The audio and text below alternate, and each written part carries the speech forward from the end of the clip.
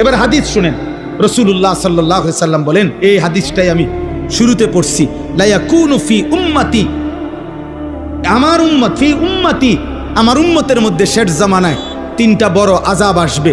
এক, খাসফুন, মাটি সহ ওদেরকে ধসাইয়া দেওয়া হবে। দুই, কাসফুন, পাথরের বৃষ্টি বর্ষণ হবে। তিন, মাসখুন, চেহারা বিকৃত করে দেওয়া হবে। সাহাবারা জিজ্ঞেস করছে, কিলা ইয়া রাসূলুল্লাহ মাতা, হে নবী কখন সেটা হবে? আল্লাহর নবী বলছেন, তিরমিজি শরীফের হাদিস, এটা আরব দেশীয় কিতাব, আরব দেশীয়। আল্লাহর নবী সাল্লাল্লাহু আলাইহি ওয়াসাল্লাম বলেন, ইজা যাহারাতিল কায়নাত, যখন গায়িকা বেড়ে যাবে, ওয়াল মাআজিফ, বাদ্যযন্ত্র বেড়ে যাবে, ওয়াস্তাহাল্লাতিল খামরা, পানির মতো হালাল মনে করে মানুষ নেশা আর মদ খাইতে থাকবে। এ মনে রাখবেন, একটা খতিয়ানের মধ্যে তিনটা দাগ আছে, এক খতিয়ানের তিন দাগ। এই তিন দাগ হলো নারী, মানে জিনা, ব্যভিচার, মদ, জুয়া আর গান বাদ। যেখানে গান সেখানে নারী, সেখানে নেশা। এটা এক খতিয়ানে তিন দাগ, খতিয়ান একটা। এই তিন জিনিস একসাথে। যেখানে নেশার আয়োজন সেখানে নারীর আয়োজন, সেখানে গান। যেখানে গানের আয়োজন সেখানে নারীও আছে, নেশাও আছে। যেখানে নারী আছে, জিনা ব্যভিচারের ব্যবস্থা, সেখানে নেশাও আছে, গানও আছে।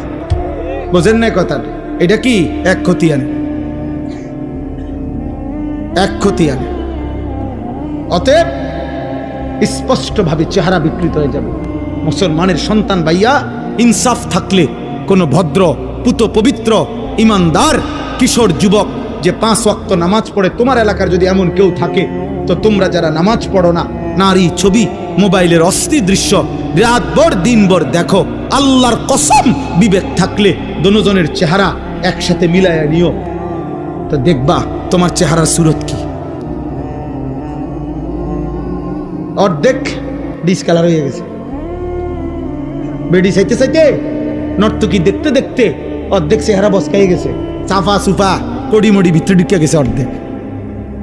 জি জি জি, আমরা জানি, আমরা জানি, চুল দিয়া চেহারা ঢাকা যায় না, চুল আরো লম্বা করলেও চেহারা ঢাকবে না। এই জন্য তো তোমার এই ইবলিসে আগেই বলে দিছে, দুষ্ট শয়তানের অনুসারীরা, যে তোমারে কাম দিলাম, এমন করবা, চুল ফিরাইবা। আচ্ছা, আমার একবারে বেশি চিন্তা লাগে এটা, এই যে বেশি রাইট হয়ে গেছে, এরপর আপনাদের একটা জিগাই আর আমরা অপসরা সিজন, আমরা একটা জিগাই। আচ্ছা বলেন যে এইখানে বৈশা যদি একটা লোক এইখানে দাঁড়াইয়া নিজের এই হাতটাকে এমন করে,